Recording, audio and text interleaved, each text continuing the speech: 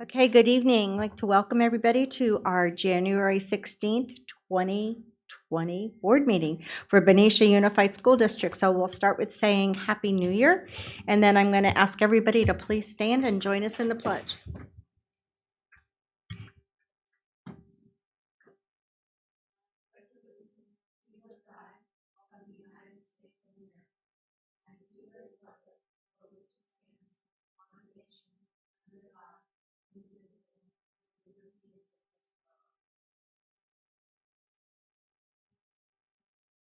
All right, thank you. So there is nothing to be reported out in closed session at this time. So I would like to call for a motion to approve the agenda as written. I move that we approve the agenda as written. I'll second. All those in favor say aye. Aye. Any opposed? Hearing none, the agenda is approved. I'll say so. Dr. Young, if you would help us with the highlight for tonight, please. Well, very good. Welcome, everybody. Welcome, trustees and everybody who could join us tonight. I'd like to start off by having Principal Kleinschmidt come to the podium and introduce her two wonderful guest students and the wonderful work that they're doing at the high school. Welcome. Thank you very much. Good evening, everyone. Earlier this school year, Mr. Andreas Kaiser, our AP Computer Science teacher, tasked all of his students with competing in the 2019 Congressional App Challenge. And all of the students created some really impressive apps. Our local U.S. Congressman, Mike Thompson, tasked a local team of tech experts to select the winning entry for the 5th Congressional District. And that includes Contra Costa, Lake, Napa, Sonoma, and Solano counties, so pretty big area. And the contest was open to middle school and high school students. And so tonight I have with me, I'm excited to introduce and recognize our two Benicia High School students who were selected with the winning app for the 5th Congressional District. So Benji and Kai are here, and they are our winners for this contest. Benji Ryujin and Kai Rush. Congressman Thompson actually personally called both students to congratulate them before making the big announcement. And their innovative app is called Space Trace.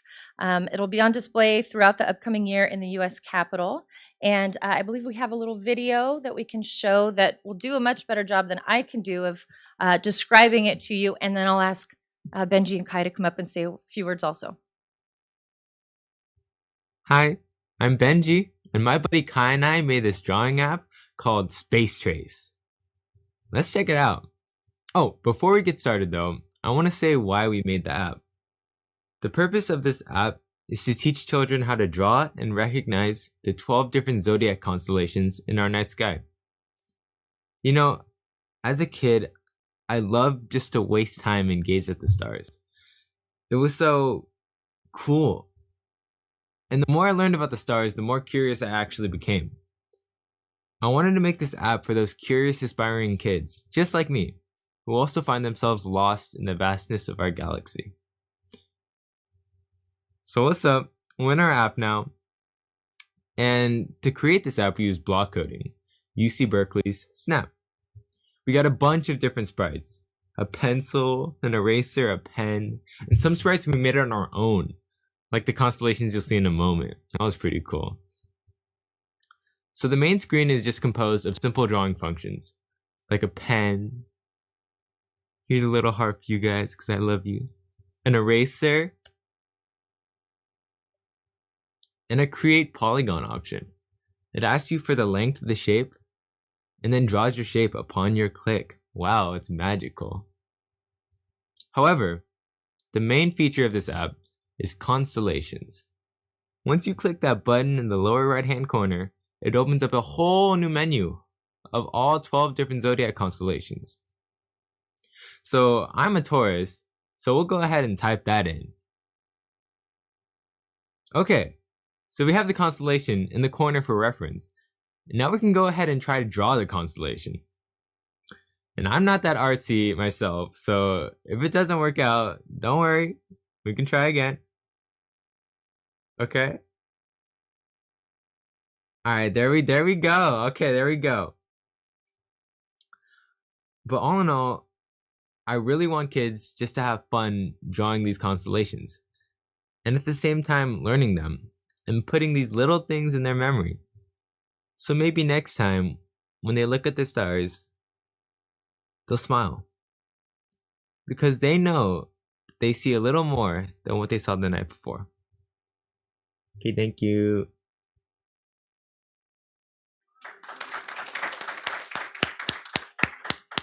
I made the same sound the first time I watched that video too. It's very sweet. What I think is so neat about this is just the opportunity to have audience, right? When you create something like this, that you're creating something real and authentic, not just a class project that then sits on the teacher's desk and doesn't go anywhere, but something that really does have a broad audience. And I love that you guys included your pictures from middle school and when you were young, potential audience members just like yourself. So with that, I'll ask Kai and Benji to come up if you'd like to say a few words about your project.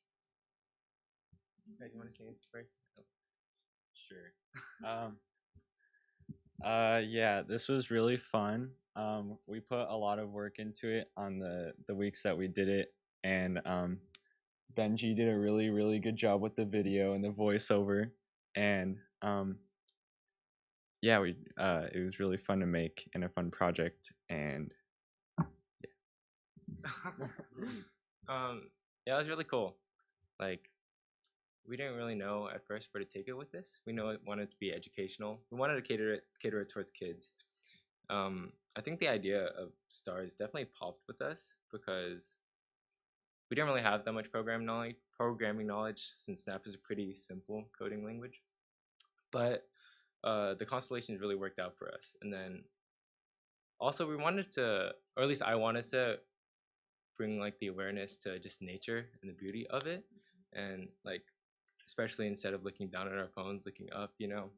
And then also in the sort of in the shadow of climate change, but light pollution is also an issue because I think globally, like, we have increasing rates. It's like by 2% or something like that.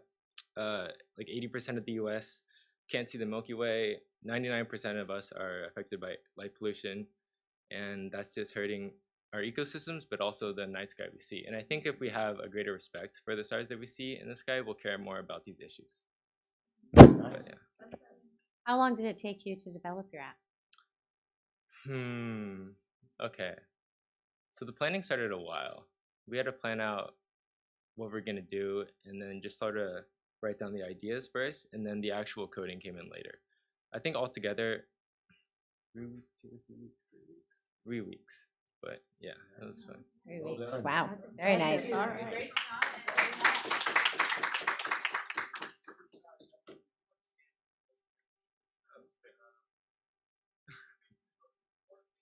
want to stand here? Or right here? Okay.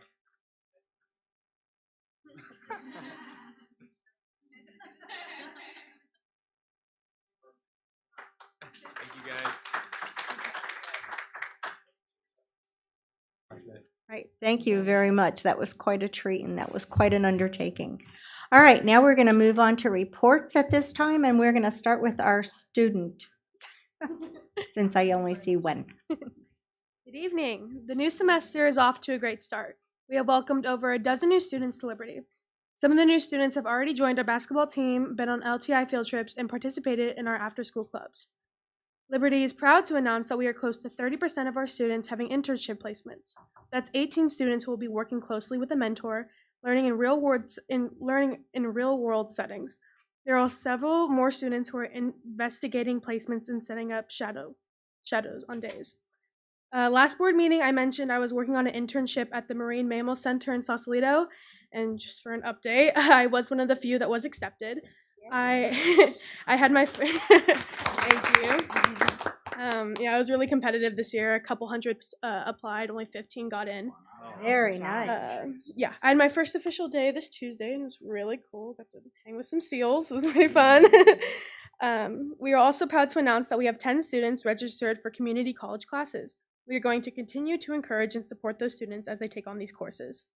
Our advisory classes are planning activities that focus giving to our community. While students are learning to pursue what they are interested in, we want to make sure they continue to think beyond themselves. Some of the projects we are creating are recycling programs at school, partnering with local animal shelters, and reaching out to Solano County food banks. On behalf of Liberty High School, thank you all for your continued support. Thank you. Congratulations. And congratulations to you. Great job. Absolutely. Okay, so if, we'll do the superintendent's report, and then if you would like to leave as well, our other students have already trailed off, so I'm sure you've got stuff to do tonight.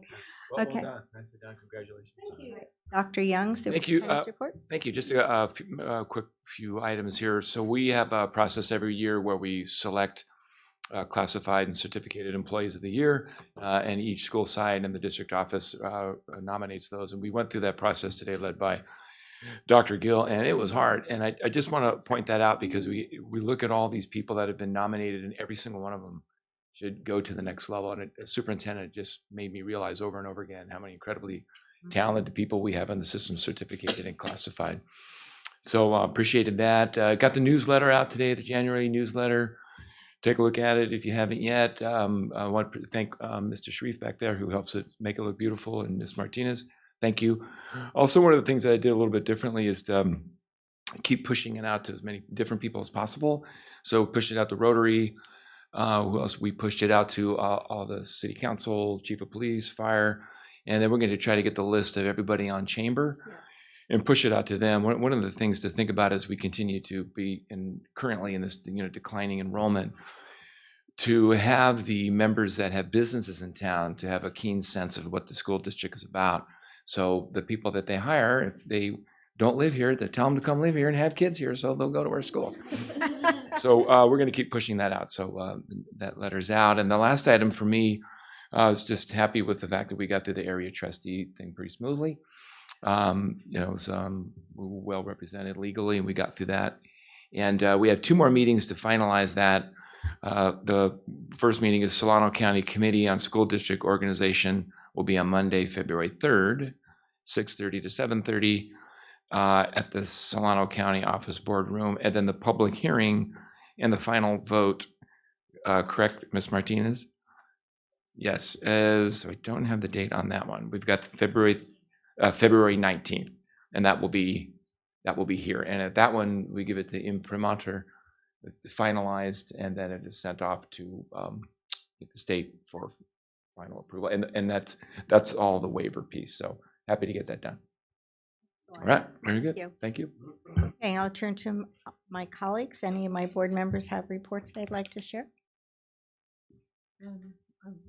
I'll reflect on the Valero community meeting that Diane and I attended a couple of weeks ago. We got an update on their processes and where they are with their closing and cleaning and their safety credits. And so they continue to do well in meeting all the safety requirements, and we appreciate their continued effort to do the air monitoring and safety to keep our schools safe along the way. Anybody else? Yes, I've been a little bit busy. I attended last week. It was called Tending the Garden, and it was the 3rd meeting of this group of people working on how best to help our kids regarding being relaxed, getting enough sleep, all the things that are really important to help make a student do better in class.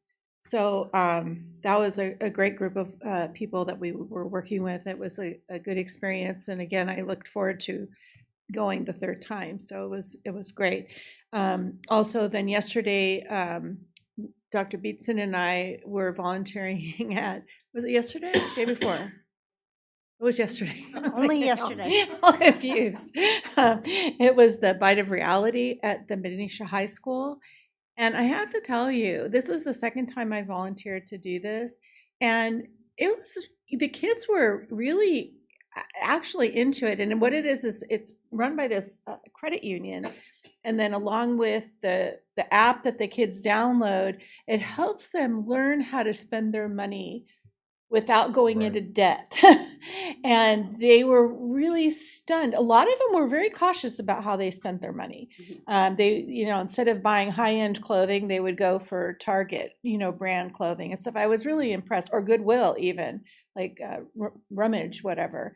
And then somebody bought 2 Ferraris. I was like, oh my God, I want to take a ride, but it really taught them. And when they came up negative, they're like, oh my God, what am I going to do now? And they had to go to the credit union at the table and try to figure out their expenses. So I think it's a really good program that you guys have there. And I enjoyed helping. It was really fun.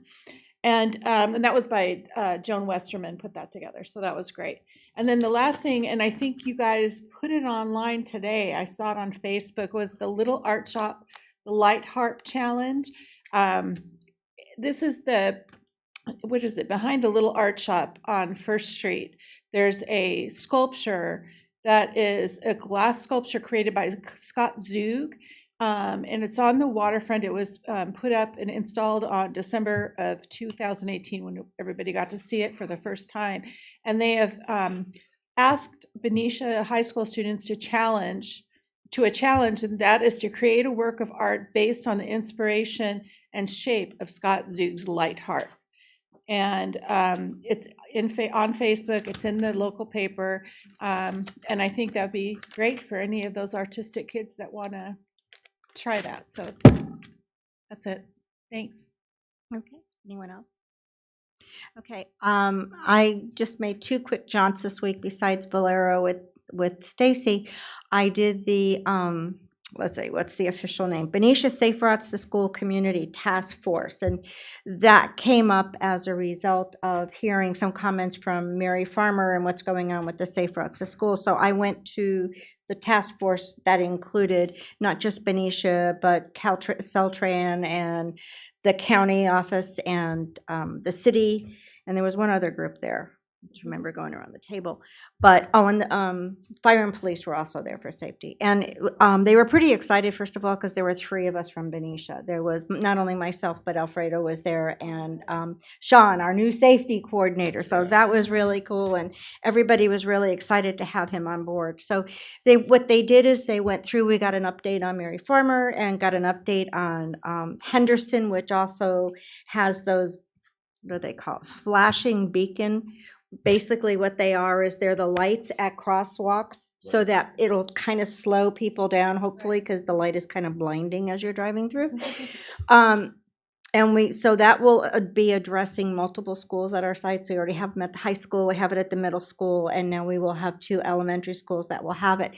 What was kind of unfortunate is that Matthew Turner and Robert Semple were not on that list, and we did request 2 years ago they be put on. So what had happened is a former board member who was a board member when I was teaching here, Dr. Dooley, is on this committee. She is the city planning subcommittee person. So she said, I'll do it. I got what you're concerned about, since I said I just would like to see these at all the schools. Because the reality is they keep asking about crossing guards, and it's posted, it's flying, it's been flying since last summer. And you know, some of the principals have been able to work a little more creatively with staff they have or parents, but there just aren't enough. So at least with these flashing beacons at the crosswalks, you know, we're slowing people down when in fact children are getting out there on the road. So anyways, it was a great committee meeting, and we were able to hear from everyone. They have a micro grant going on right now, and we got those 2 schools kind of in their bonnet so that they kind of think about putting them there as well. We're going to meet every 3 to 4 months. So this will be like an overview committee rather than trying to hit every school safe route to school committee.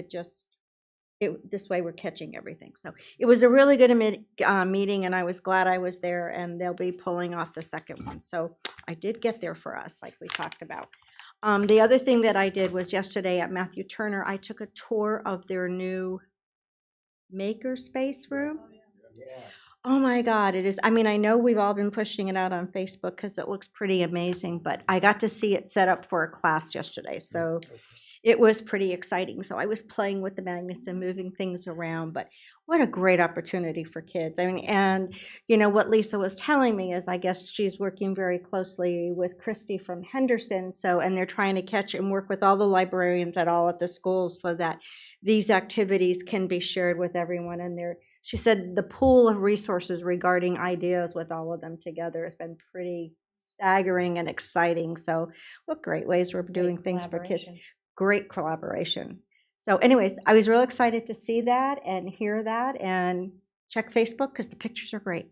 So anyways, those are the two things that were going on that I did. Okay, so now's our time for comments from members of the public.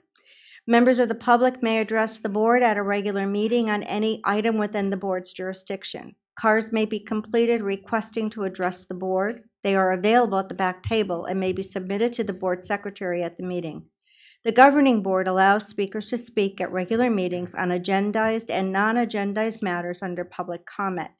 Comments are limited to no more than 3 minutes per speaker. By law, no action may be taken on any item raised during the public comment periods, and matters may be referred to staff for placement on a future agenda of the governing board. Do we have any speakers? Okay, so hearing or seeing none, I am going to move us on to the consent calendar. The consent calendar is normally approved in one vote. All matters listed on the consent calendar are considered by the board to be routine and will be approved by the board in one motion. There'll be no discussion on these items unless members of the board, staff, or public request specific items to be pulled or discussed. Are there any comments or questions from the board? Do I have a motion to approve? I move that we approve the agenda as written. Do I have a second? I'll second. All those in favor? Any opposed? Hearing none, the consent calendar is approved as written. Okay, we're going to move on to 12, which are discussion items. So we have a pretty robust agenda going on right now. Lots we're going to hear from. So the report and discussion on college and career readiness, Dr. Beatson.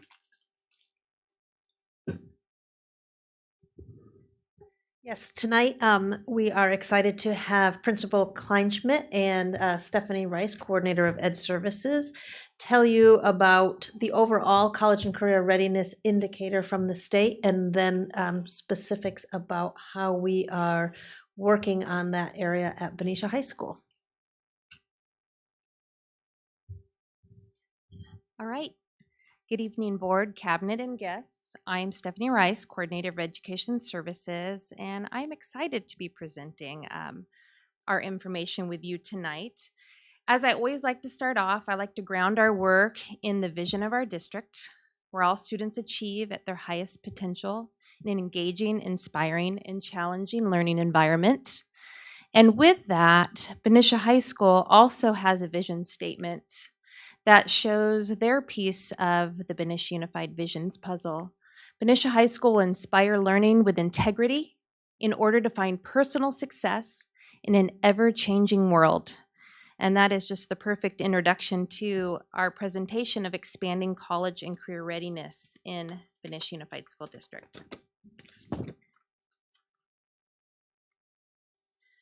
So how college and career readiness is calculated. College and career readiness is one of our 8 state priorities, and it's measured by the number of high school graduates who are deemed prepared, ready for college and career. This slide here shows the approved measures, such as Career Technical Education Pathways, also known as CTE, at Benicia High School.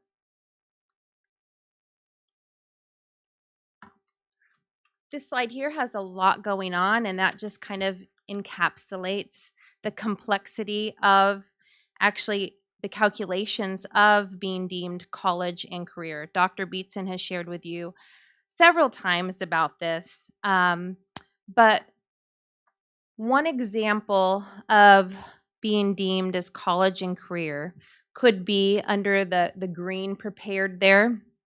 A graduate can show this by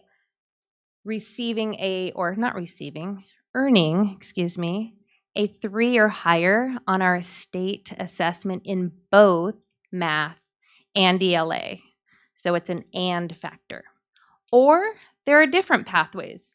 If we go down there under University of California, UC and CSU A through G requirements, a graduate can earn a C- or higher on their coursework. And then if you go down, there's an and to that. They have to have an additional criteria, which might be receiving a 3 or higher on the California State Assessment, SBAC, as well as a 2 or higher on math, or vice versa. So that's where the complexity comes in. But you can see that there are many different pathways for students to show that they are college and career ready. Now, if that was not exciting enough for you, this is where the celebrations come in play.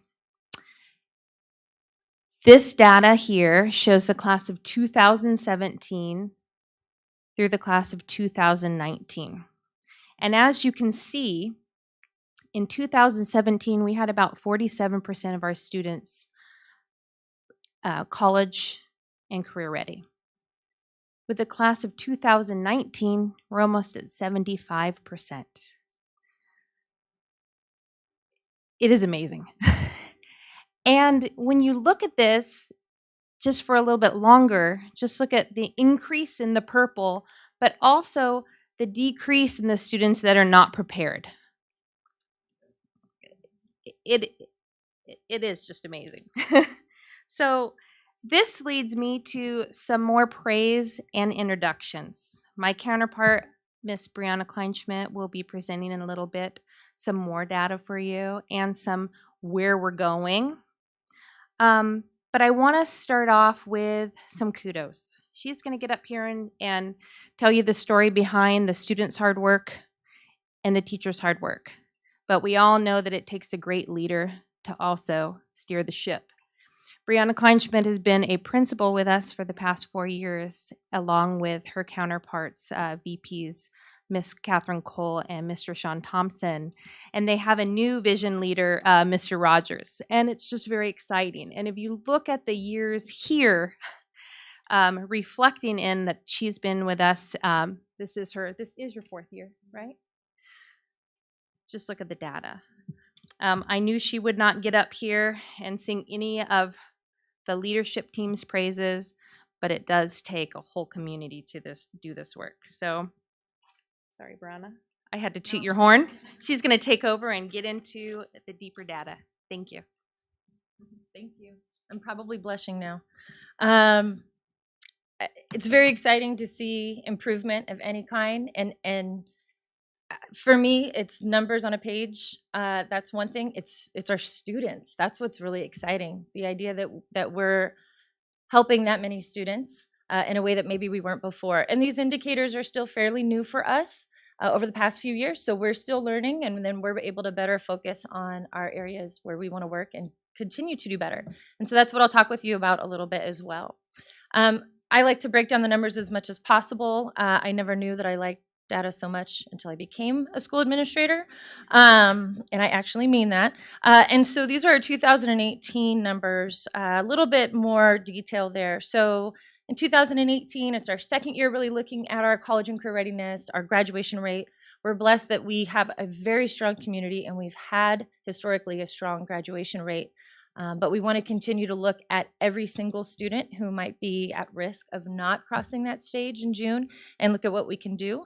So in 2018, we saw that while we were in blue overall, we still had work to do because we had a few student groups who were in the green. So still in maybe the positive side of how we measure students, but not all the way to the top.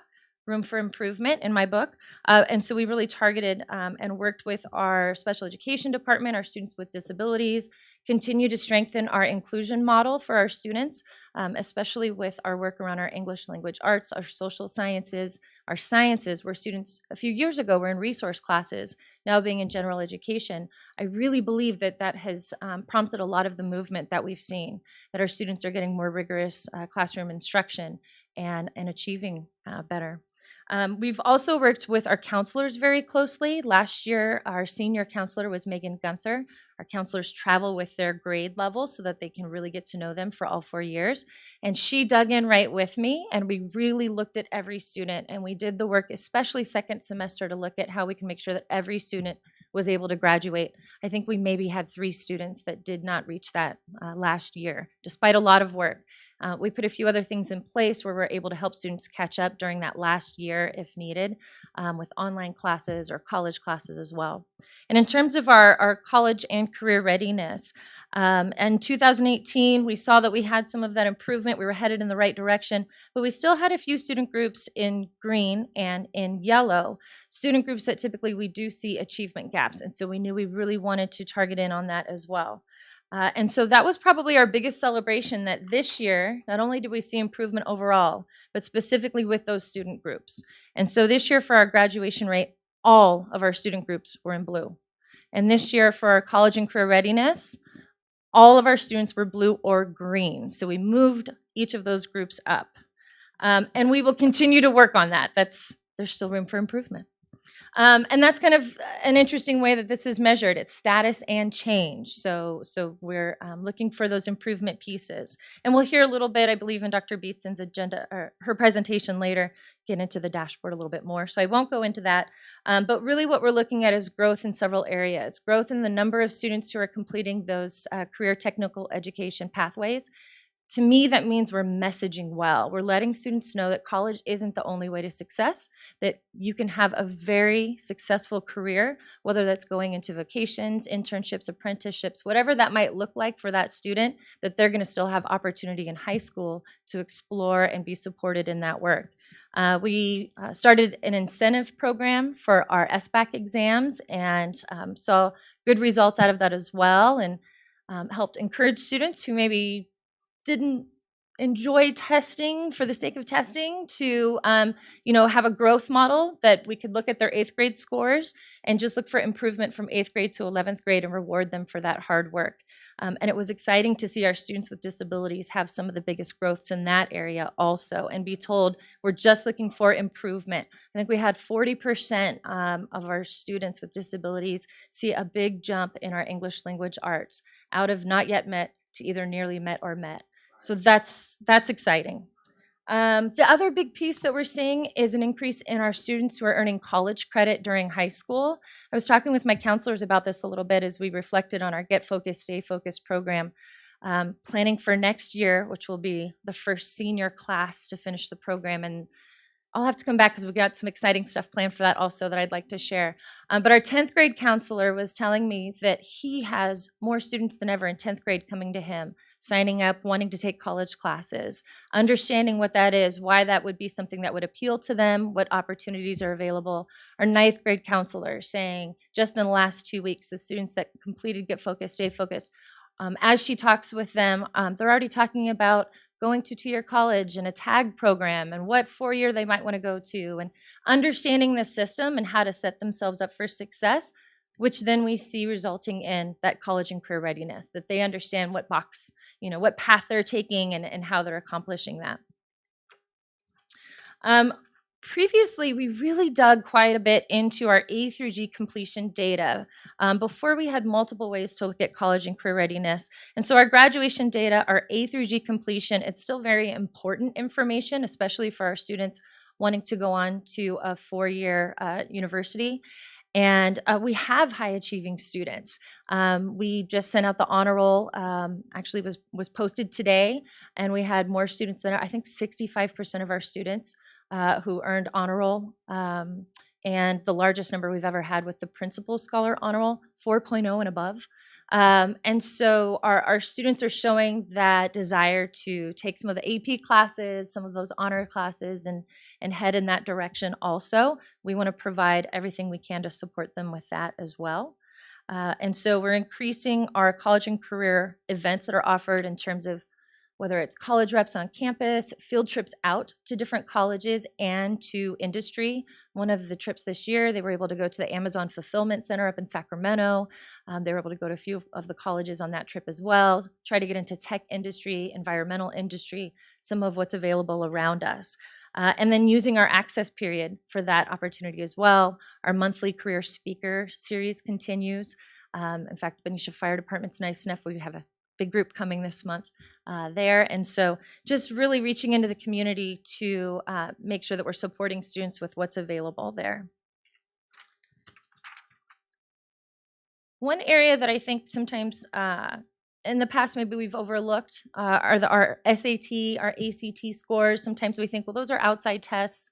Not all the students are taking those. There's prep classes, but really we wanted to focus more on this for equity and to provide all of our students more opportunity to shine, which would then, with the classes that they're taking, the preparation they're doing in high school, prepare them to go on to 2 or 4 year college with those assessments ready as well. And so I wanted to include for you just how Benicia High School students are doing compared to state and national averages.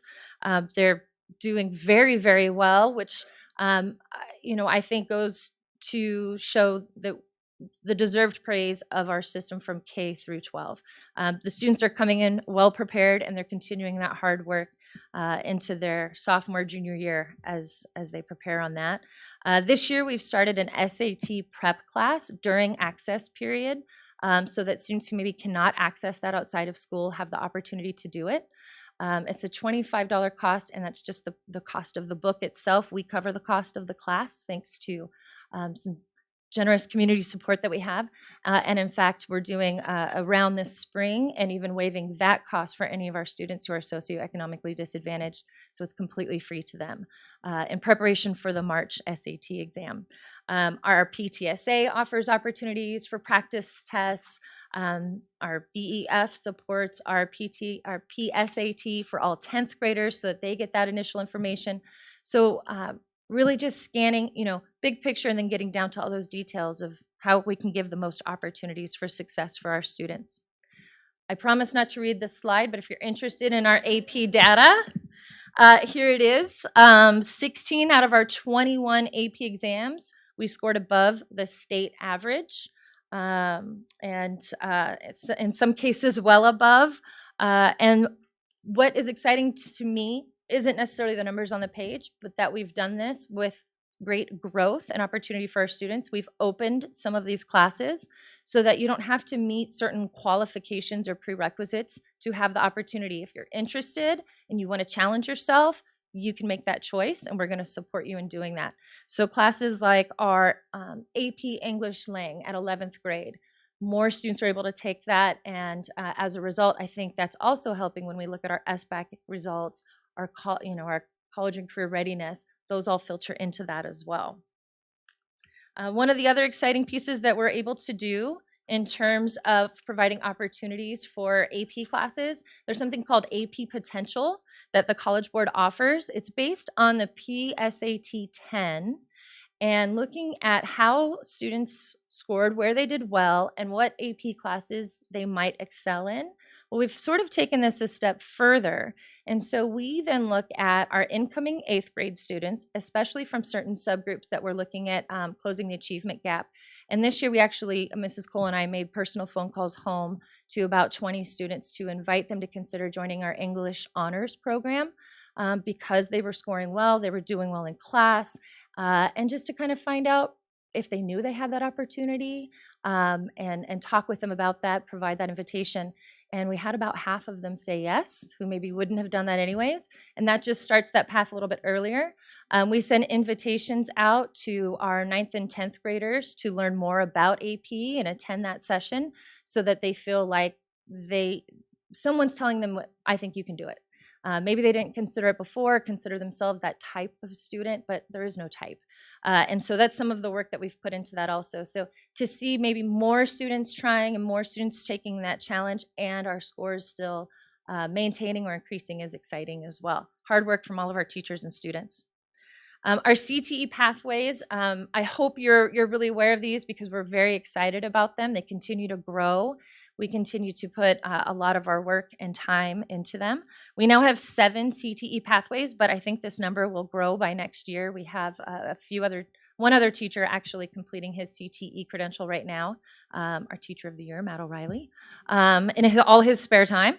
And so what's interesting with these is, again, the messaging, right? That these can be great programs, but if our kids don't know about them, then they miss that opportunity. And so that's another area where Get Focused, Stay Focused is introducing students to the CTE Pathways in 9th grade so they can understand that those options are available. We're taking it one step further this year because We're not good at sitting around. And so working with Annette Fewens, our CTE Pathway Improvement Coordinator, and our teachers, we've put out invitations to our 10th graders, again, from certain subgroups who maybe there's achievement gaps or they're not as well represented in our CTE pathways and not scoring as high in our college and career readiness. They're getting a special invitation to learn more about our CTE pathways, tour the classrooms, talk to the teachers, check out the projects. The same week that we have our elective fair and we start talking about course requests, when we really want to study to see if that then contributes to more students signing up and hopefully completing a pathway. So within all this work, really, I think the tie for me is just removing those barriers so that we are able to see continued growth, and especially for our students who maybe still are not performing quite as high, or we're seeing those subgroups still that are maybe in the yellow or the green and continuing to grow there. So we're doing that by continuing and improving our use of data so that we can better understand if there's trends, if there's certain things that maybe we're not identifying just as we talk with our teachers and our staff, continuing in our investments in our CTE programs, because that's where we're seeing a huge growth in being able to help more students be college and career ready, especially students who maybe it's career ready, and maybe they're not feeling they have that option right away for college, and making sure that every student knows that there is an opportunity for them. I mentioned our purposeful invitations to students all across the board. And really our Get Focused, Stay Focused program. That's been it's been a lot of work over the last few years, and I think that as we get ready for next year, we're just going to see a lot more excitement and understanding and fulfillment of the 4 years of that program, and being able to help students make best use of their time in high school. This all happens with the work of our counselors, our teachers, our college and career tech, Gina Marwick, who's been just wonderful as far as a new person on our team as well. And so with that, I of course want to thank all of those people and you as well. It's been wonderful to see all of you at our campus, touring our classes, Bite of Reality. I mean, all of these things just really come into play as our students come to their 12th grade year and take that big step into what's next for them to get to their career. So thank you very much for your time tonight and just for your continued support. Thank you very much. I just had one of the things that so many great data points in this, just that removing barrier piece, just how inspiring it is to hear that, to tell the kids that they can do it, to invite them to do it, to let them know the sky's the limit for you. We're going to challenge you, and you can do it. That is, I just love hearing that. Well done. Thank you. Thank you very much.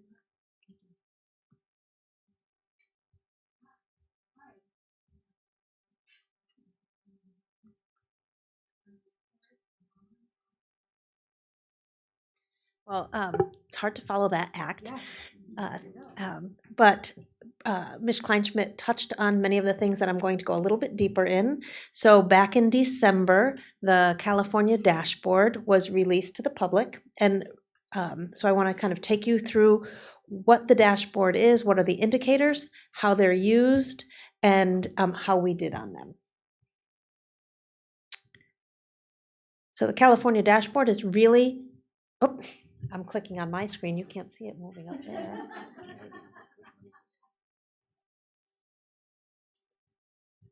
Okay, I'll try this again. So the California dashboard is really our school's report card. It's our accountability measure. The state uses it to help us know how we're doing in 8 different priority areas. It's a communication tool with parents, and we also use this information as we plan for our strategic plan and our LCAP. We have to use this data. This slide really just talks about this continuous improvement process. So we get our results from the dashboard. The county and state level looks at what level of support do different districts need. We use those to plan and implement our program. And then we look at the results again and we rewrite our plan. So it's just that, it's that continuous improvement cycle. You've heard me talk many times about the state 8 priorities that we have to show accountability in. They're divided into 3 big areas: conditions for learning.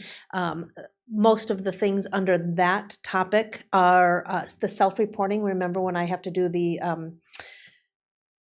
local assessments that show how we're doing in those areas. Engagement, that has some of both. So parent engagement, how are we getting parents engaged? Pupil engagement is measured through chronic absenteeism, suspension rates, and pupil outcomes. And so that's how are we doing on our state testing and our CTE pathways. This slide just shows that same information and what measures, what indicators are under each of those priorities. And Brianna talked about the color coding. So every one of those indicators is measured on a color scale. I always think of it, red is the wrong direction. We want to be going to green and blue. So, and Brianna also talked about each one of these indicators has a complex measurement behind it, a calculation on something called status and change. And so they look at how did you do this year? And did you improve or decline from the previous year? But it's all measured against 3.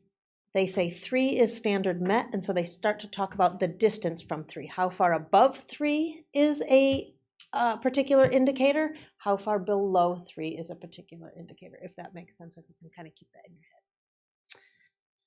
So not only do we get information back on how we do as a system, as a school system, every school site that gets information back as the school as a whole, and then on 13 different student groups. Okay, so we have to always look kind of at the big picture down to the student level. And so it's really important for us to not kind of bowl down the middle, but to bowl to the edges, because then we scoop everybody up. This next slide just shows what those 13 different student groups are. And one thing to note is that a student can fall into multiple groups. You'll hear from Mr. Rahill later, I think, about funding, and we get our funding formula and our supplemental funds. We only get one time for each student, even if they fall into multiple groups. So, any questions just about what the dashboard is? Okay, and it is. I've neglected to say it is a continuous improvement model, and so it's not percentage based, but it's based on how far we are from 3. So if you think of 3 as the line, how far above it or how far below it are we? And it is based on how much growth did we make. So you could have schools that are performing, maybe a lower percentage of students are meeting standard in a particular area, but they make a pretty good growth jump. They can get a good color like a green or a blue. You could have a school that's performing really high, but they declined by a percentage, or a chunk of percent, and they could bump from a green to a yellow, even though the other school's percentage is lower. Does that make sense? Yeah, so it's all about this continuous growth, and so even maintaining, you have to grow to maintain, if that makes sense. So these are the local indicators. I do that report in June for you on these different areas. We've met all of our standards there. And here's the part where I really think we need to acknowledge our staff and our students. So here are the 6 areas that we have accountability indicators that come from the state. 4 of them are in green and blue. So we are in blue as a district for our performance on English language arts. That means we've made a lot of growth in that area. We are green in math. We made a lot of growth in math as a district, in graduation rate, and in college and career readiness. So Brianna talked about those 2, but we have never been in the green and blue as a district before in English and math. And so those are real great areas of celebration for us. And so then the next series of slides is just going to break those down a little bit. And so the way these slides are laid out is you can see the English icon up in the left-hand corner. And by the way, that is performance on the SBAC test. And then that color bar underneath is the performance of our student groups. So one of the things, white, yes, thank you. White is we don't have enough. So in order to get a color, we need to have 30 students in a student group. except for foster and homeless, that is 15 students. Okay. So I want you to notice, remember last year when I did this presentation, we had several student groups in red, and they were in red in multiple areas. So I have another celebration to tell you, but I'm going to wait till the end. So pay attention if you can remember, and look at those colors. So, and in English, we have several in green and blue. We have none in red. So that means every student group has moved up because we had some in red before. And the same is true for math. This particular slide is for English learners. This one's a little different. We don't have a color yet because we don't have 3 years. They need 3 years to do their initial status and change. And this is another test. This is not on how kids did on the SBAC, but on a test called the LPAC, formerly known as CELT. So what happens is every single student who comes and enrolls with us, their parents fill out a form about their native language. And any student who has a native language that is other than English must take and there's no choice for parents, they must take the LPAC. They have an initial LPAC, and then every year they have to take the summative LPAC. And it's about growth, and they have to meet, there's 4 levels. They have to meet level 4 in reading, writing, and speaking, and listening. I knew I was missing one. And they have to get a 4 across the board in all areas to be what they call reclassified as an English proficient learner. One of our dings in this area that we have to pay attention to, and I think we've already cleaned it up, is you have to have 95% of your students test, and that's in every area. We had 93% here. When we went back and looked, every student that we had labeled as English learner, we tested, but there was something in the system that the state pulled our data on a different day and we hadn't reclassified. Somebody fell through the hoops, 1 or 2 students that didn't get reclassified. So we missed a couple of students to test them, so we didn't have the 95% in our testing. That will not happen again. But it is a tricky one because kids often can get that 4 on the test in speaking and maybe reading, but in some of those other areas, it gets really tricky. And we don't, so Stephanie and Lisa Golson are doing a tremendous amount of work with our tech department as well, because there's the tech side and how we mark kids in the system to make sure that this is cleaned up, and doing a lot of work with our sites on what is the English language development program look like, both embedded in the classroom, because you have to have that level, and then also designated, so that separate additional time. At what age groups do we do this testing? Every age group as soon as they enter? So the next couple are our other 2 areas that we're paying close attention to. So this is chronic absenteeism. We do have a red in this category, and that is for our English learners. And so remember, chronic absenteeism is when students are absent 10% or more of the days we are in school. Okay, so that number changes, and so we're paying attention to that. Our administrators are doing a lot of work around making phone calls, doing breakfasts, calling in students and doing student groups, and trying to figure out what's preventing kids from coming to school. And so that is a major area of focus for us. And then the other area that we're talking a lot about is suspension rate. And this is one of the areas where you want to decrease and not increase, and we have increased slightly here. And so we are really paying attention to what's happening and talking a lot about positive behavior intervention supports, alternatives to suspension, what else can we do, what's behind the behavior. So all of those kinds of things we're looking at as well. Graduation rate. And remember, this is district-wide, so this data includes Liberty High School as well as Benicia High School. So we're doing really well there. We have 1 student group that we're paying attention to, students with disabilities. And college and career readiness. And again, we see a lot of greens and blues up there, and Brianna went through that. So if you have further questions on this one, I'm happy to answer them. This next slide here, so Brianna talked about the multiple ways that kids are deemed prepared for college and career readiness. And it's not a single factor, it's this and this, or this and this other thing. And so down across the bottom are just, whoops, I'm sorry about that, are the different ways, and some of them are this plus another button. But I was really interested in saying, well, what are we doing really well? And so we have a lot of kids completing A to G. We have, as Ms. Kleinschmidt talked about, more kids taking college credit or college courses, and so that's helping us. Kids are performing better on the CASP. So there's lots of areas that are increasing that are leading to that, and the CTE pathway expansion for sure has helped there. And so then what does it mean for our district? This is just a slide that shows how did our ratings change from last year. So in English, as a district, we were in yellow last year. We went up 2 colors, so we skipped green and went right to blue. In math, we were in yellow. We went up from yellow to green. Chronic absenteeism, which is the little calendar icon, stayed the same.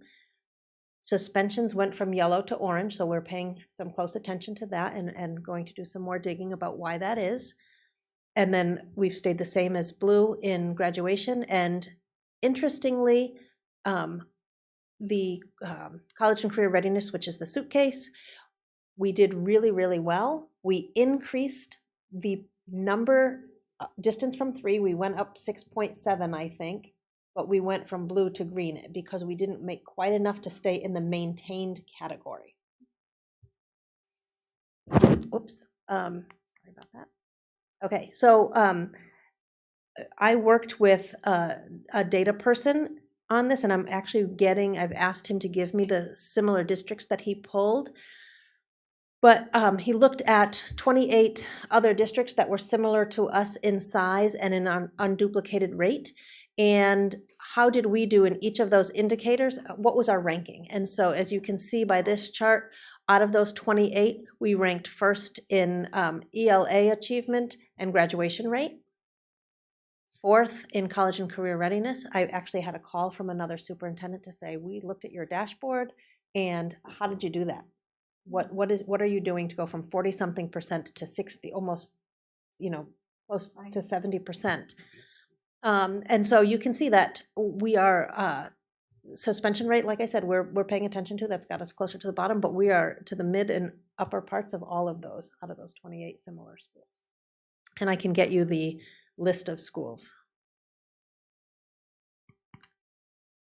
And here is how we did by school in each of those areas. And there's just, I don't know if you can remember last year's, there's a lot more greens and blues on this chart than we've had in the past. And so that's really exciting and lots to celebrate. And so then what happens next? I think, we know this, we share the results with you.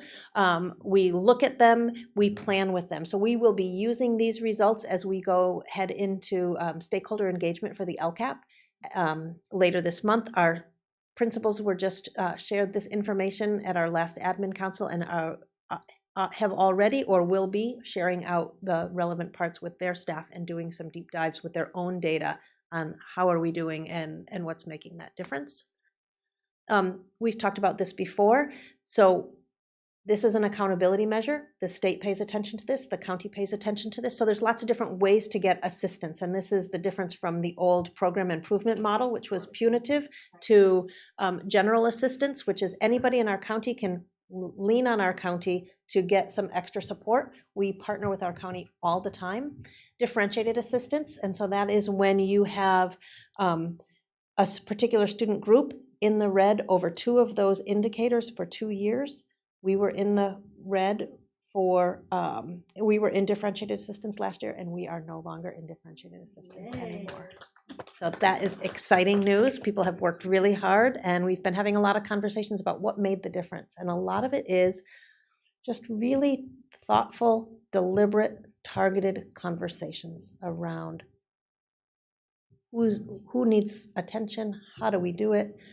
And then there's also intensive intervention if schools are really needing some assistance. And then the last 2 slides are just we will be coming up with how do we maintain in blue and green, and how do we move out of red and orange. And we will do that through our stakeholder engagement process, where we have lots of data walls up. We'll get input from our staff and our families and our students, and then we'll get a team together to look at the results of that and come up with our next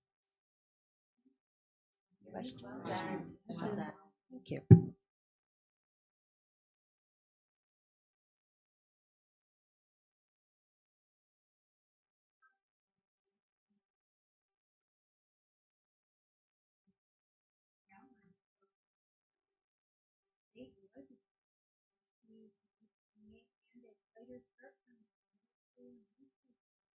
Very good. So thank you very much.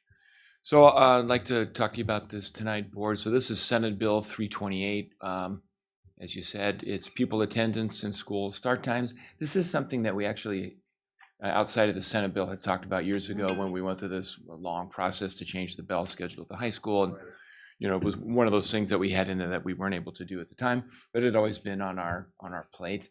So in a way, we feel aided by this legislation.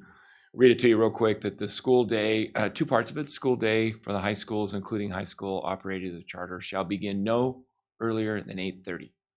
School day for middle schools, including middle schools operated as or charter schools, shall begin no earlier than 8. So the management team and I, we've been talking about this for a while. We've had several meetings on it. So what I'm doing tonight is sharing with you our thinking and any thoughts that you have for us as we go forward. We'd like that because we want to make sure the implementation of this is smooth, the community is well informed, and they've got enough time to respond to it. The deal here with this is we're really just talking about a half hour. Not talking about an hour, 3 hours, 30 minutes. So I wanted to show this to you that we have our current start times that you can see for elementary, middle, high school, and Liberty. And our initial thinking is the possible over there, as you see at the top, it's draft, that the elementary school would go from their start times to 8:05. The middle school would move up 15 minutes, and the high school really kind of flip with the elementary to 8:30. Liberty would stay the same. So with the high school being the driving factor, there's not a million options here, and we're dealing with 30 minutes. And one of the things we were keeping in mind is traffic flow in the city. Like some people might say, dear school district, why don't you just have everybody start at the same time? Oh. That wouldn't be. That's right. That's right. That wouldn't be so good. So I remember those days. So that's what we're thinking. And I wanted to share with you, and certainly I only have a couple more slides, and you can share your thoughts.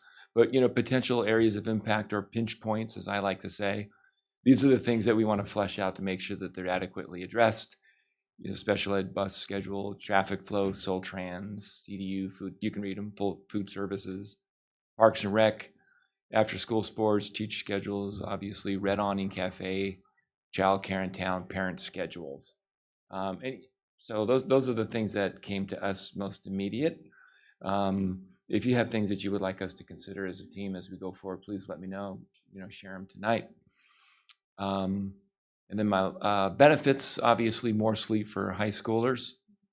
Elementary and middle school students already arrive early. We heard a lot of that from elementary principals that they're already there. And a lot of times the parents just drop them off because they want to get to work. And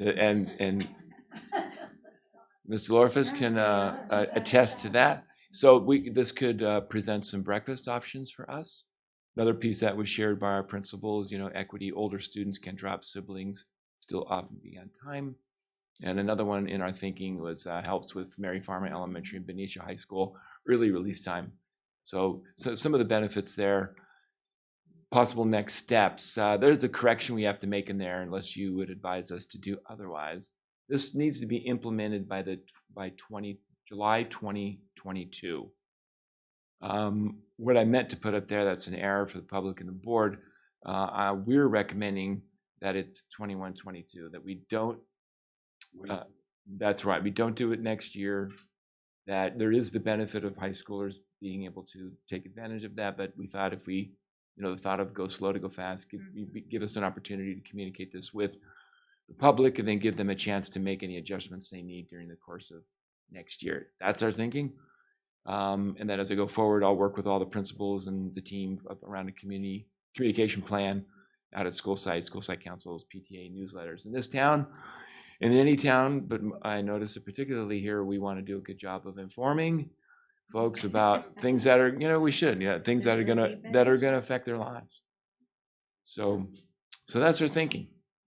We like the legislation. We like the research behind it for high school kids. Give them an opportunity to sleep in a little bit more, and I think we could work through the pinch points. Any thoughts for us, board?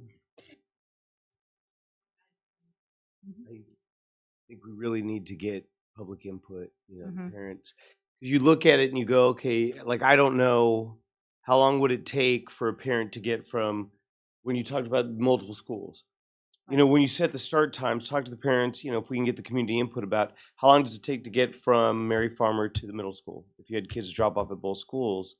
And I mean, are we timing, or is the timing too tight to where, because you don't want people to be rushed. It's, I don't know about you guys, but my parents didn't drive me anywhere to school. But now it seems like parents drive their kids to school everywhere. So we really have to take that into account. And I think that it'd be good to bring them in and say, look, this is going to happen. This is a law. How do we make this work so that you guys can get your kids, where you need to get them to?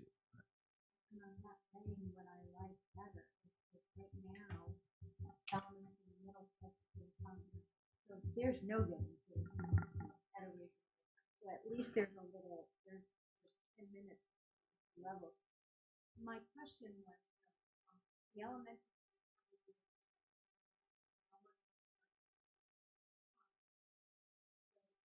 Will that be special?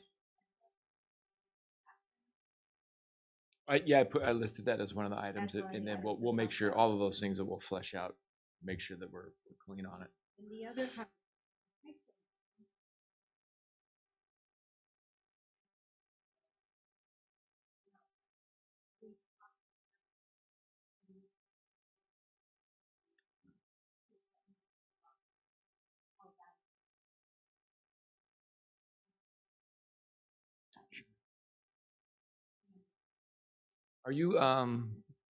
Are we comfortable with, not starting at the beginning of next year, but the following year? So we just give people an opportunity to sort of. Time. Yeah, set it up to where everyone's happy. Okay. All right. So on my end, I can consider, obviously not consider, but work on this during the course of the year and come back with an update during the course of this year, maybe with the goal, if we could say, dear community, we've gone through this process. Here it is. We're starting it in not the beginning of next year, but the following year. Does that work for us? I think that's good. Okay. All right. There it is. Thank you. Thank you. Okay, 12.4 is the report and discussion on the governor's January budget. Mr. Rahal? Good evening. Yes, we went to Sacramento today to hear the budget workshop on the governor's January budget proposal. As the governor of California does every year in January, he proposes a budget for the next fiscal year, which starts July 1st. That's also the start of our new school year. And so the biggest items in Governor Newsom's budget proposal, which is just a proposal, it goes to the state legislature for its review and any adjustments that will be made. He comes back in May with a May revised budget that they vote on in June. And by June 15th, we'll have a state budget. So right now it's his proposal. We'll see if everything sticks or if there's some things that change between now and his May revise. The biggest items are what the state cost of living allowance or cost of living adjustment is for the next year. And that is at 2.29%. So way back when they were hoping for 3%. A couple months ago, they lowered it to 1.79%. But his proposal, as it came out a few days ago and was reported today, it's at 2.29%.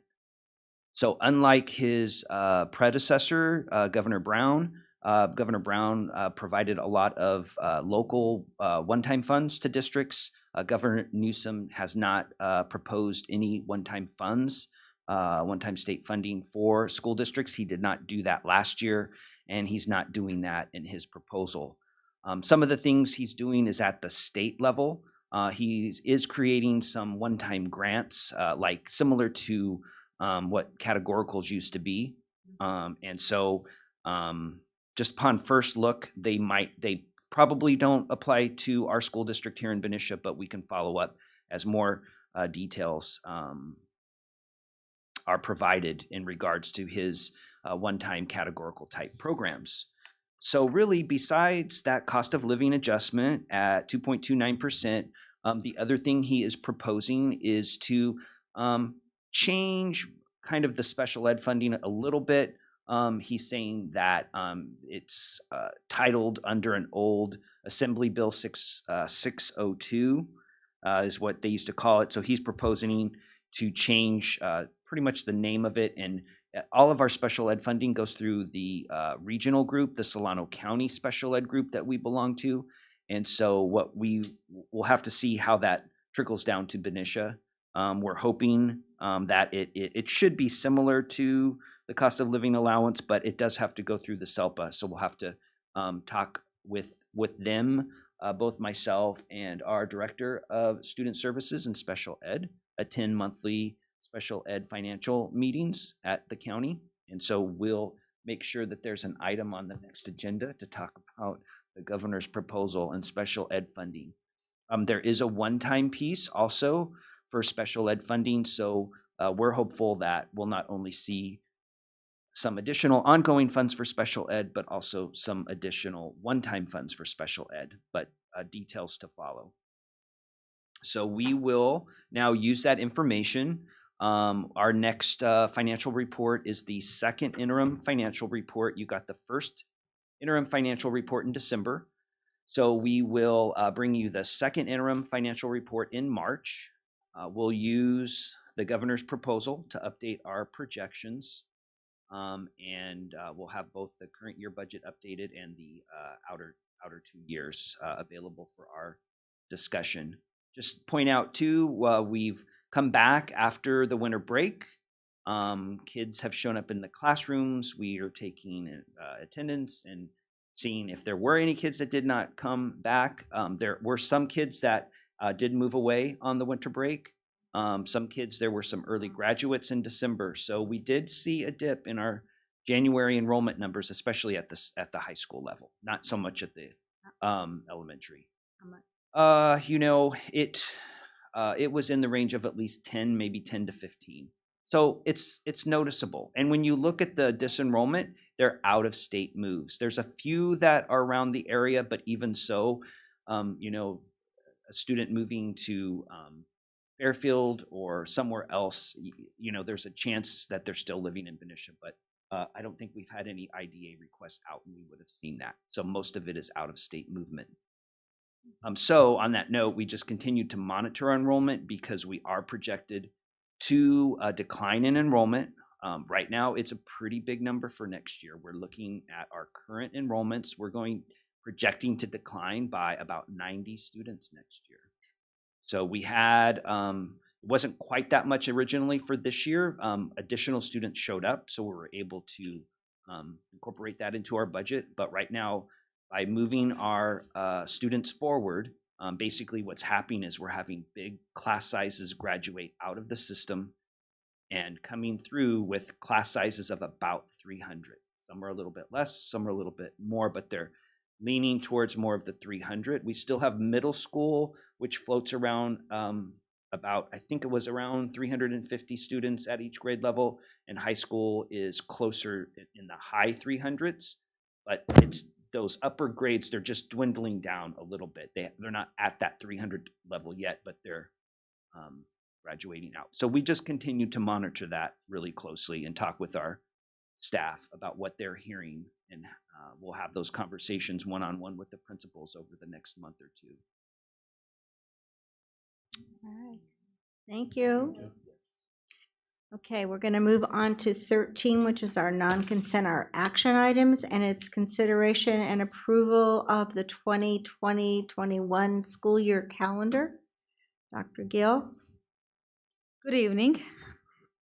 So we brought this calendar forward previously, but then as we were working on adding the details and dates, we realized one day, 100 day number 114 was listed there twice. So we went back to the calendar committee, had the calendar committee vote on adding. They decided to add a day off for students and staff in October. I believe it's October 12th. So we are bringing back to the board for your approval as a revised amended calendar, please, so that we can add the details and send it to the community with the specifics. Okay. Anybody have any questions or comments?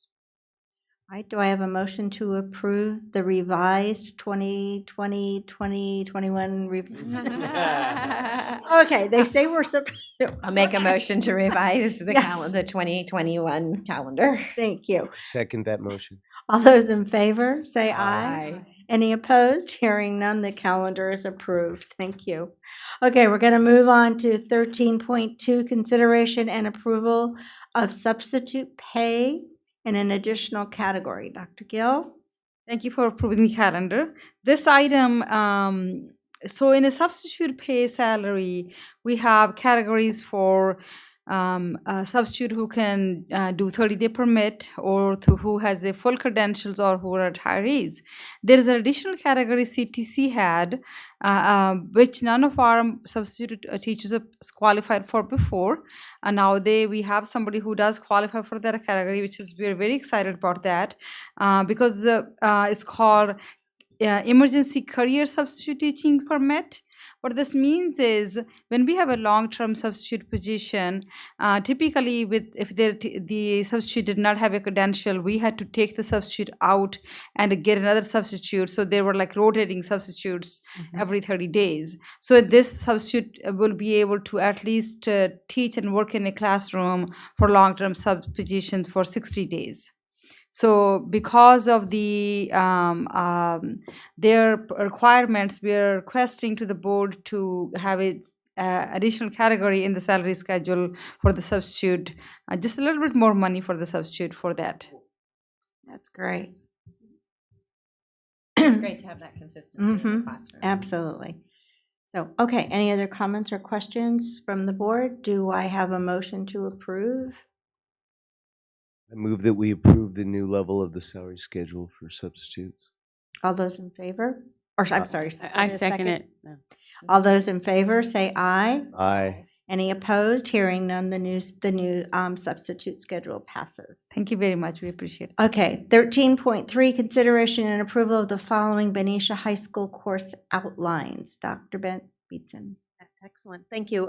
So typically around this time of year, I bring to you any proposals for new courses for Benicia High School for next year. And we're pretty excited to bring these 4 courses forward. Just so you know, there's a process where the teachers or teacher teams write a course. They work with their administrator and make sure that it's approved by their administrator. They come and present to District Curriculum Council. And then once District Curriculum Council gives it the thumbs up to move to the school board, it comes to you. So all of these courses have gone through that process. We have digital media, digital photography and imaging. It's a current course. It has been updated with a new title. It was formerly known as a multimedia course. And so there might be a new project in there, but it's a course that's already been approved by you. Second in there is audio engineering and videography. It is the advanced digital media course. So Brianna talked earlier about the CTE Pathways and expanding. So this is the second course in that pathway. And so once kids take both of those, they would have that CTE Pathway college and career box checked. So that's really exciting. Another new course that is really exciting is called Geometry in Construction. So this past summer, Steve Shields, who teaches our construction trades course, went to a training along with Justin Keppen, one of our math teachers. And this is a course that will get approved. They'll all be submitted to the portal so that they get A to G approval. But it is a course that would be a co-enrollment. And so there is a typo in here that I want to make sure. that you know that the other course has already been approved. So the construction trades course has already been approved. So this one kids could choose to take after integrated one. It has most of the mathematical standards from integrated one, not all, but most of them in there. And it would really be like a project-based learning class. So the kids would take the construction class earlier in the day and be working on building. Right now, I think they're building mini houses for preschools. And then they would come to the geometry side of the class. So they have to take both classes simultaneously. And they would be working out problems around this construction. So how much wood do I need? What's the length? How do I get the most length out of these different pieces of wood? And so it's driven by student interest. It's project-based learning and very much linked to standards. And I talked with Mr. Keppen, and they will also be looking at putting together a supplementary smaller unit so that kids who may want to do those additional standards that aren't in that part that would have been in integrated 2 can do that as well as extra credit or something in that class. So it would be an additional choice of a course with a goal of keeping kids in math longer. Right, so kids could go, they have to do integrated 1, they could do integrated 1, integrated 2 geometry in construction, knowing that they have to take those 2 classes. They could do integrated 1 geometry and construction and then bump back into a math sequence if they want. Some of the kids that may be taking this might have taken some personal finance, and so that might be something else, but it gets a meatier set of standards. So trying to keep kids in the math sequence a little bit longer. So that's that course. So it says co-enrollment with construction and geometry. Right. So it's one course is geometry and construction, and the other course is construction and Construction geometry. Yes. Okay. And it's that, yes, it's this construction technology, and so they're really working together and planning together and taking that project piece, and then it's applied mathematics, right, in using this. Yes. Yes.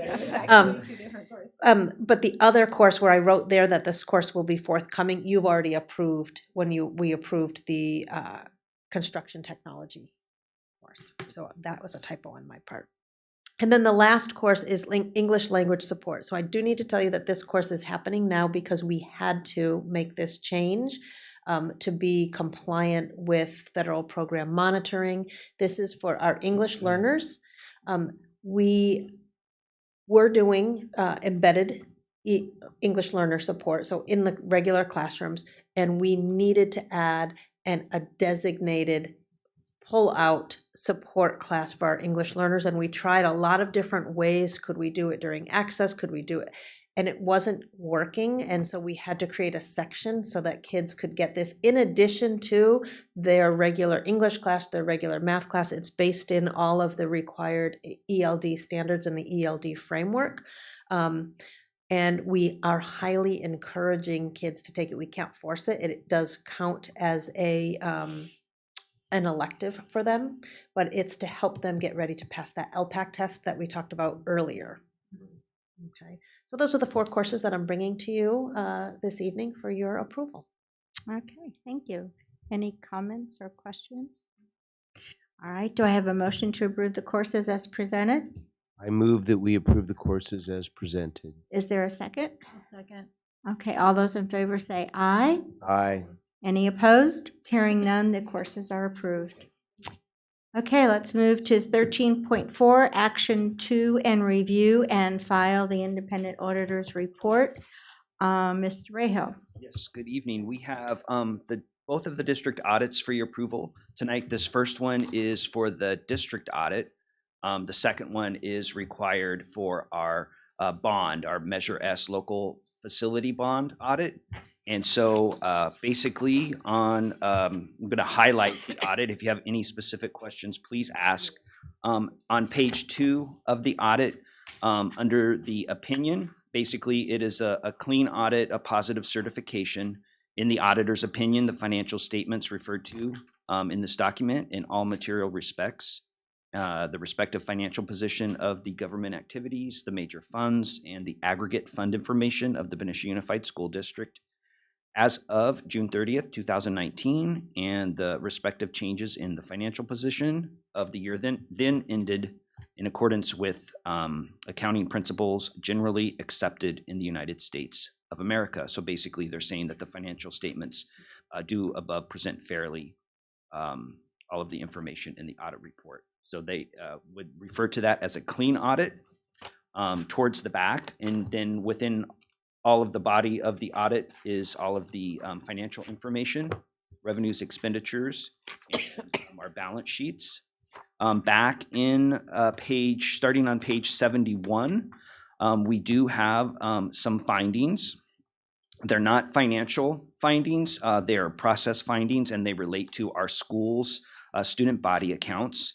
And we are working with our all of our school sites as we do each year, but we have amped up our visits to our school sites. So we visited all of our school sites once, and we've started our second visits to have them present the student body information to us so we can review it internally before our auditors come back in March, April for the review of the current year financial. This finding relates to the activity prior to June 30th, which is the last date of the audit. So we have some items in regards to the student body accounts requiring 2 signatures. In some cases, there was 1 signature.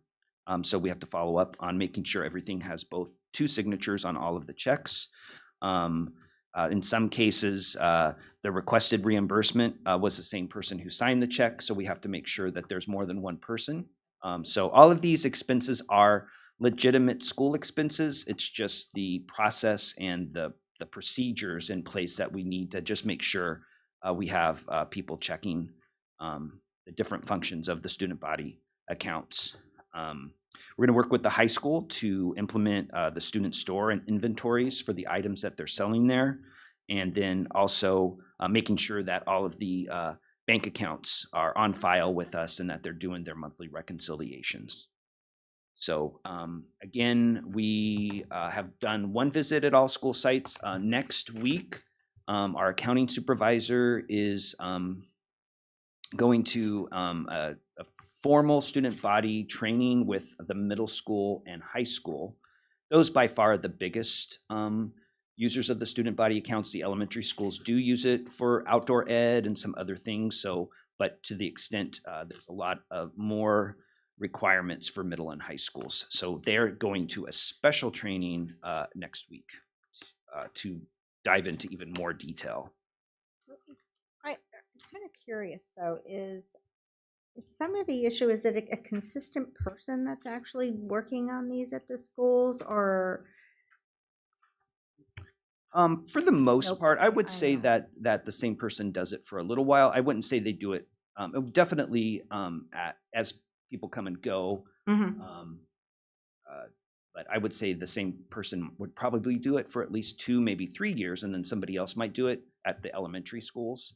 And it also depends on if the staff moves on as well. So, so we're working with them, and we're definitely trying to help them through that detail. Okay. It's just the detailed procedures that they're required to do and making sure that they do it for each item. The last one of the other findings, as an example, is at a couple of our schools, there's a fundraising approval form. So every fundraiser on the school should have some sort of written approval. So in these cases, the administrators were aware of it and they did approve it. It just wasn't documented in writing. So it's just making sure that they follow up with in writing. So we do, and then another prior year one is that we did match our SARCs, our school accountability report cards, with the facility reports. So we made sure that those were ticked and tied so that the those 2 reports reported out on the same information about the facility. So that got cleared this last year. So overall, it is a clean audit. It's an unqualified position. There are some findings with the student body that we're working, we're turn that up, and so we're visiting them, like I said, twice. We will visit them a 3rd time before these auditors come back in March, April. So this item is for your action. I wanted to share that it was the auditor's intent to be here tonight to present this.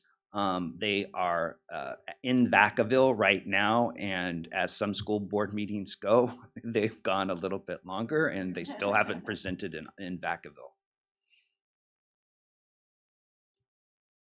Tim, when certain things come up in an audit, for example, we've heard about the student body accounts. You've been working hard on that for a couple of years now.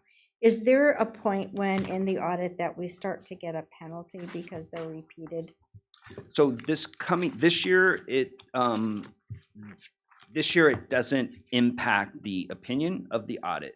I'm sorry, this audit year. So this current year, 1920, it's possible that findings in our student body account would impact their opinion. And so we definitely do not want these, we don't want these to repeat. In a district like Benicia, you know, yeah, we just have to be on top of it and work with the sites to make sure that they're following all of the procedures and putting things in writing. When in doubt, just more documentation is better. Right. Okay. I just wanted to clarify that. Yeah. I mean, we've heard about Yes. student body accounts for a couple of years now. So Yes. Yeah, so this audit year, it doesn't impact the opinion. In the current fiscal year, when we get audited in April when they come out, if there continue to be audit findings in student body, that could impact the opinion. And it would be noted as such. It would be noted that, you know, this opinion is given because of the finding in the student body account, because of the process there, not necessarily because of the district finances. At the end of the day, you don't want that finding. Correct. So Okay. we are individually, our office is visiting the sites. We're continuing to do the training. We've had the auditors do trainings. So yeah, you bet. Involving the principals as well as the staff member. Okay, I just wanted to clarify that because I knew there was an important piece there. Okay. So Do we have to do it individually or do we want to do it individually? Each one's a separate item. Okay, so you want me to, so we're gonna ask for a motion to accept, okay. So I didn't see it on there, so I wasn't sure we were doing it individually. Okay, so do I have a motion to approve the individual auditors report for the year ending June 30th, 2019?